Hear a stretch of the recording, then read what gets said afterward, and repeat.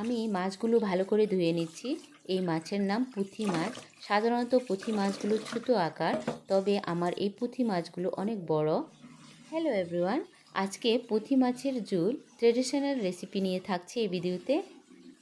মাছগুলোকে হালকা করে ভাজা করে নেব। মাছের একটা স্মেল থাকে, ওই স্মেলটা যাতে না হয় তার কারণে আমি হালকা করে ভাজা করে নিচ্ছি।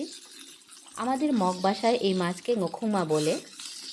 এখন মাছ ভাজা তেলেই পেঁয়াজ দিয়ে দেব, স্বাদ অনুযায়ী লবণ, আর কালারের জন্য গুঁড়া হলুদ, আর এটা হচ্ছে রসুন পেস্ট।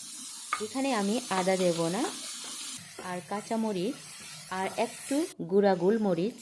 এখন ভালোভাবে মিক্স করে জল দিয়ে দেব। জল একটু বেশি দিয়ে দেব। ঝোলটা একটু গরম হলে মাছগুলো দিয়ে দেব। এখানে আমি কোনো মশলা অ্যাড করছি না। এখন ঢাকনা দিয়ে রেখে দেব। আমার পুঁটি মাছের ঝোলের তরকারি রান্না প্রায় শেষ। এখন আমি ধনেপাতা দিয়ে দেব।